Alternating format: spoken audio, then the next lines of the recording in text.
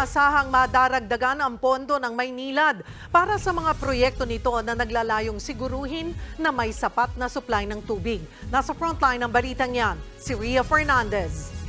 3, 2, 1. You may now ring the bell.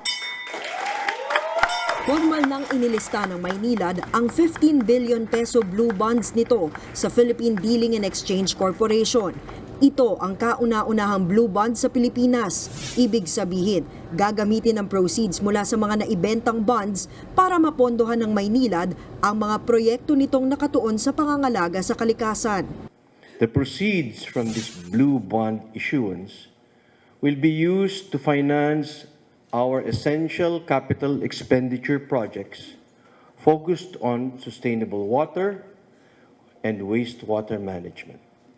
As we confront the challenges of water scarcity, climate change, and ever-increasing population, it is imperative that we invest in technologies and systems that enhance our capacity to manage water resources efficiently.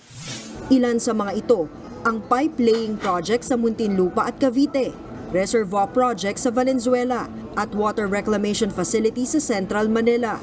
Lahat ito may direktang benepisyo sa mga taga-West Zone ng Greater Metro Manila.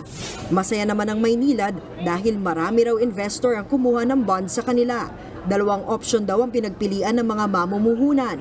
Ang isa, makalipas ng 5 taon o pagsapit ng 2029, pwede na nilang makuha ang dividendo na may 6.7 na interes. Ang isa naman, sa ika-10 taon pa pero nasa 7.1% ang interes. It is a testament to the confidence that the investing community has in Maynilad's vision and the future we are building together. Ayon naman sa Philippine Dealing System Holdings Corporation, masusundan pa ng ibang kumpanya ang pag-iisyong ito ng blue bond ng Maynilad. Lalo't lumalakas daw ang secondary market ngayon.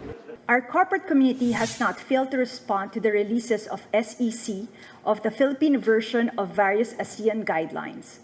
And next week, we will also have the first sustainability-linked bond issuance here, and again for another private issuer, and keeping this trend up. Nagbabalita mula sa Frontline, Ria Fernandez, News 5. Mga kapatid, Cheryl Cosim po, huwag maging huli at maging una sa lahat sa balitaan.